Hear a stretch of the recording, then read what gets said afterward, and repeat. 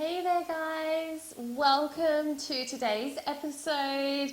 Today I'm going to give you a bit of a forecast for the month ahead for April 2021. Going to be looking at the astrology and I'll do a quick reading with some tarot cards.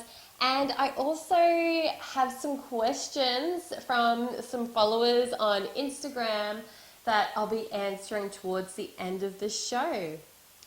So let's dive in and let's begin by seeing what's in store for us with the astrology for the month ahead.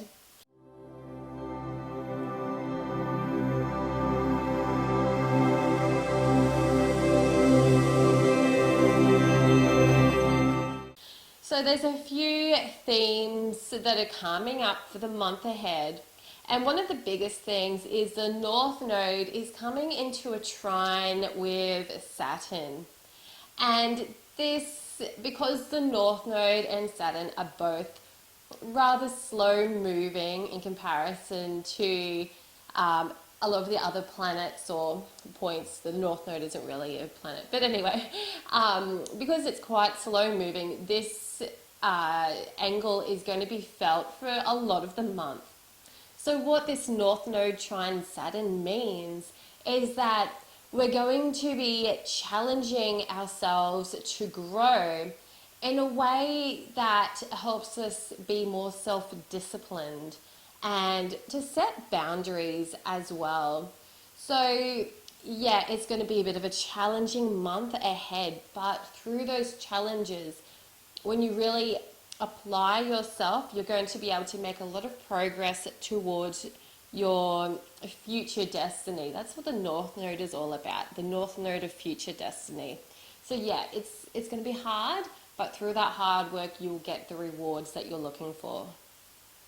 Mars is also creating a few angles with some of the outer planets during April.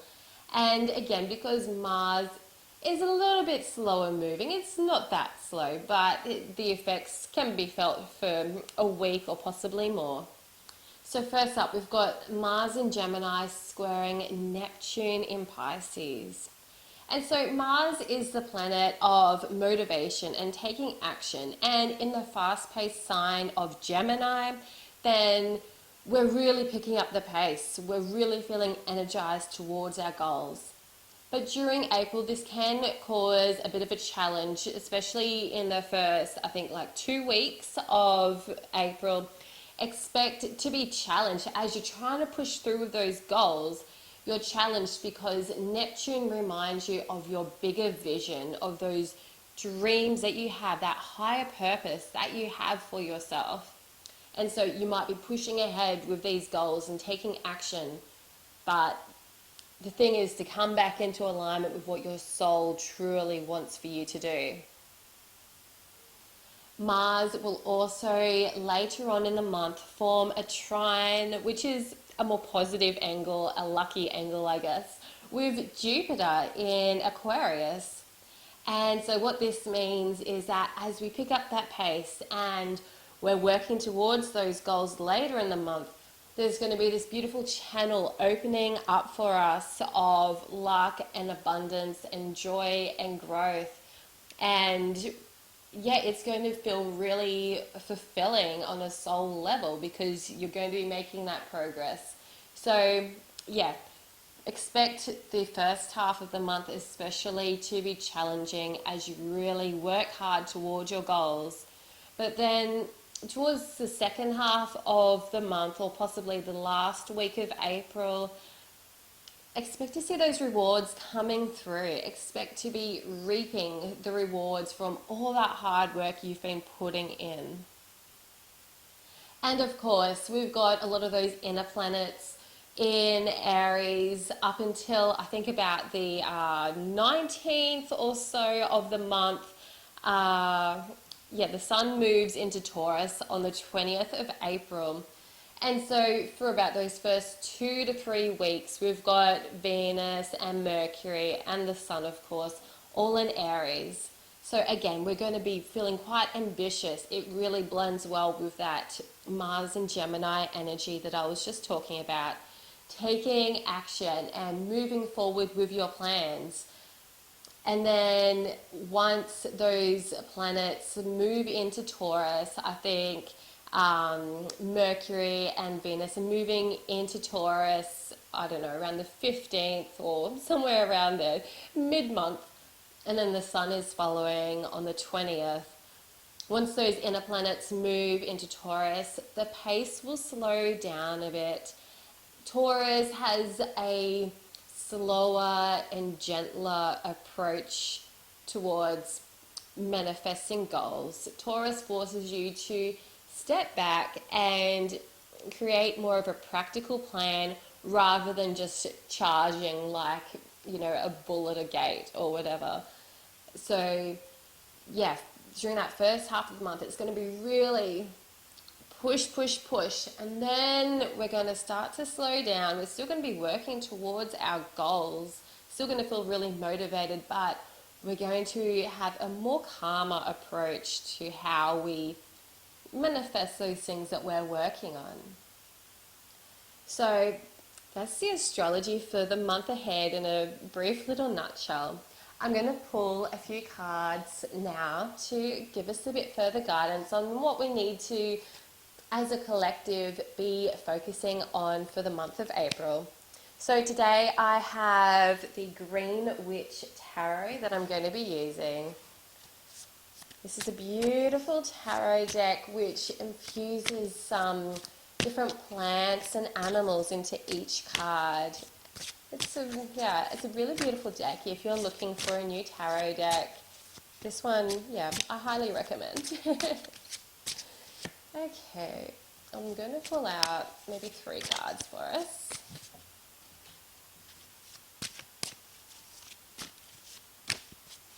Shuffle, shuffle, shuffle. Okay, so I have our 3 cards. And we have the 9 of Wands reversed. And what this card means is that, it's about hard work. Like the 9 of Wands is about pushing through and almost getting to the end. Because it's reversed, it's kind of like losing steam when you're so close to your goal. So if you're feeling this month ahead that, you know, you're doing all this hard work and you're just not seeing the results, maybe take a look at how you've been sabotaging yourself, how maybe you're procrastinating, or what obstacles or blockages are coming up for you that are stopping you from finishing a project and reaping the rewards. So a really good reminder that, you know, sometimes we are so close to the end, but sometimes we just can't cross that finish line. So keep pushing. If that's you, keep pushing. You're almost there. The second card I've got is the 4 of Pentacles. And I did mention that these cards have some herbs and animals in it. And this one actually has the turtle in it. I'm sorry, if you're watching on the video, you can't probably see the card too clearly. Anyhow, the 4 of Pentacles is around letting go of physical possessions, like declutter. And I can really speak from experience, like decluttering, getting rid of all this excess stuff in your life frees up your energy to help you manifest more. So if this 4 of Pentacles is really speaking to you, take a nice, gentle approach to releasing the physical stuff in your life that doesn't serve you. You don't need to like chuck everything out that doesn't, spark joy. But maybe just pick a drawer or pick a cupboard or just something small and see what you don't need. See what's just junk and just filling up space. Maybe you'll find some hidden treasures or something that you could sell or give to someone else. So declutter, letting go of your attachment to physical possessions. And the final message from the cards for this week ahead is the Sun, and the Sun is reversed. And so what I'm seeing here, oh, and of course it has sunflowers as the plant on this card. And I'm not entirely sure, there's a bird in the sky, but I'm not entirely sure about looking at the guidebook which bird that is. But for me, what I'm feeling with the sun reversed here is that we can get really clouded. We can lose sight of what really creates joy and happiness in our lives.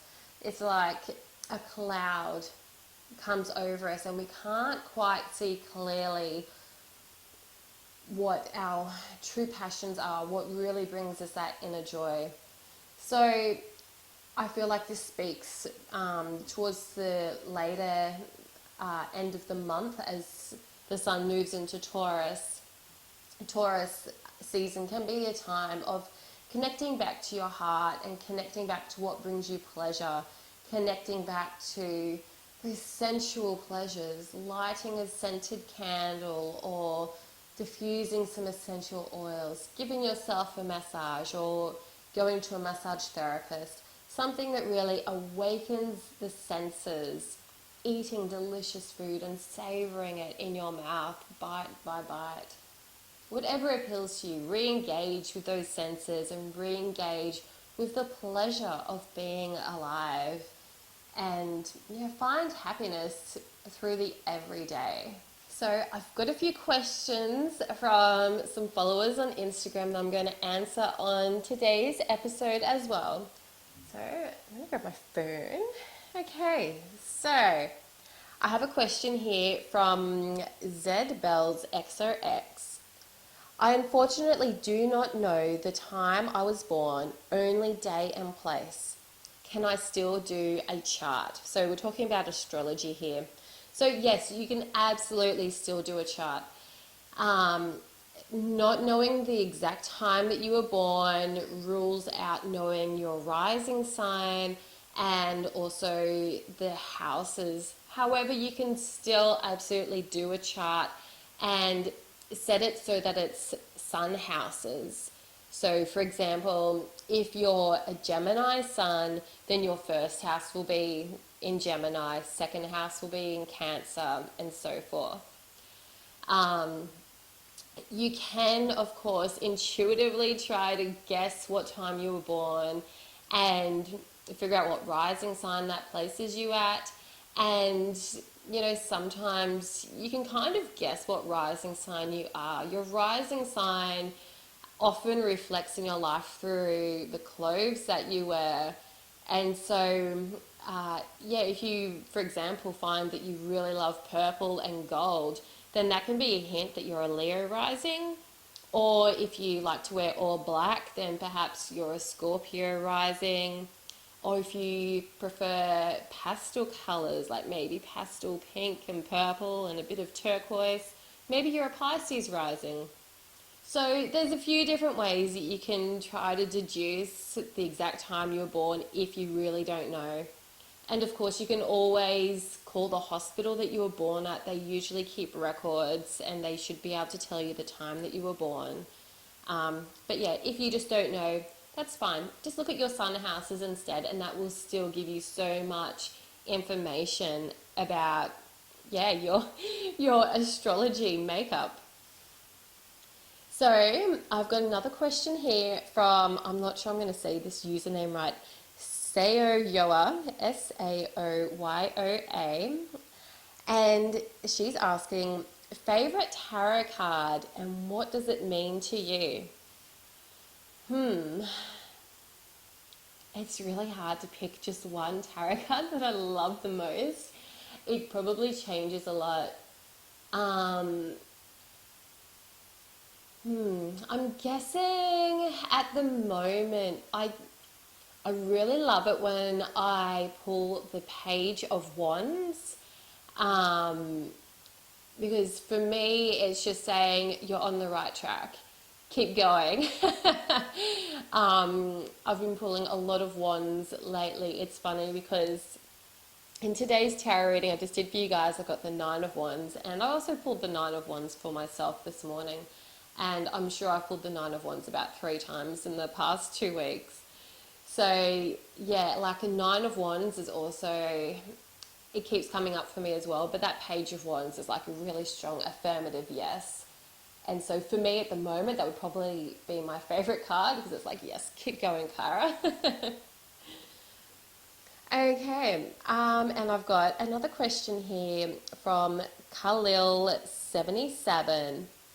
And she says, I know I'm a Taurus, but how do you know your rising signs, etc.? Okay, so this is where you'll need to pull up an astrology chart. And I've talked about this in previous episodes. But pretty much go to astro.com, enter in your birth details to bring up a free astrology chart. And there you'll be able to find your ascendant, which is your rising sign, your moon sign, and yeah, whatever else, your Mercury, Venus, Mars, everything. And of course, that will really help if you have an accurate time of birth and accurate place of birth, because these things affect how your astrology chart displays. And of course, you can always book in for a reading with me if you're not sure. I will just bring up your chart and I will tell you exactly what you need to know about your rising sign and whatever else you're interested in. And okay, and I've got a question which is quite similar from the Pagan Homemaker. And she wants to know how to find out your Chiron. So to find Chiron, you'll need to bring up your astrology chart. So like I just explained, go to astro.com and enter in your birth details to bring up your chart.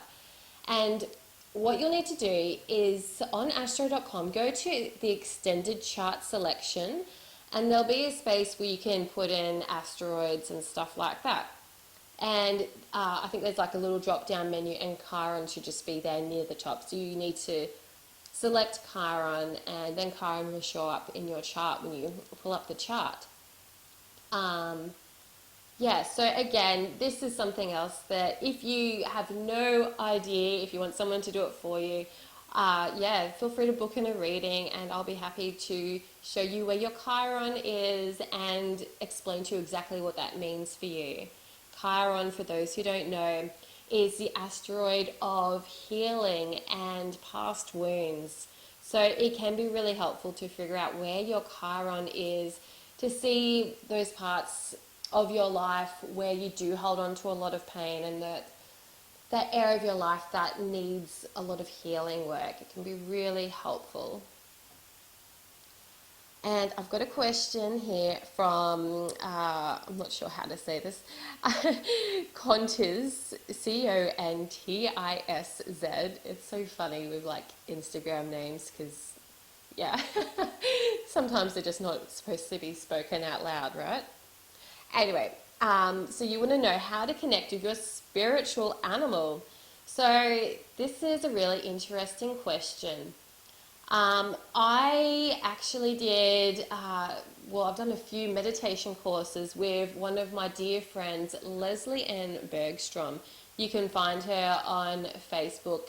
She runs a group called Journey Drum Meditation, and she is an absolute expert in spirit animals. And I've done meditation courses with her where she guides you through finding your spirit animal. And through that experience of meditating with Leslie, I found that, you can have more than one spirit animal. The spirit animals in the spirit realm are just there waiting to give you guidance when that animal really needs to come into your life. So, yeah, it's an interesting journey. Definitely check out Journey Drum Meditation on Facebook. Leslie does free meditations at times as well. So, yeah, she's wonderful to work with. That would be my recommendation for you. And I have one last question here from Shweta I'm going to say this wrong. Shweta Chapel, Swetachapple. And you want to know about reading the cards. So that's like a huge topic that I could talk about forever. But yeah, with reading the cards, I'm actually well, actually, yesterday I released a mini e-course where I do teach you how to intuitively read the cards. So I will put the link for that in the notes for this episode. So if you do want to learn how to intuitively read the cards, yeah, it's like, I'm sure it's like a 7-minute video where, yeah, I just teach you how to intuitively read the cards in a really simple and easy way. Yeah, you can like spend hours and hours reading and studying and memorizing each individual card, but I've pretty much broken it down in this e-course to a simple way that's yeah, more intuitive and much more easier to read. So that's all the questions for today's episode.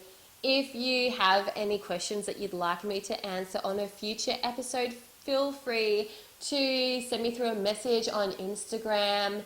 That's at herbal.moon.goddess. And I'll be more than happy to answer your questions. Thank you so much for joining me for today's episode. I hope the forecast was really insightful for the month ahead. And yeah, stay magical. Bye.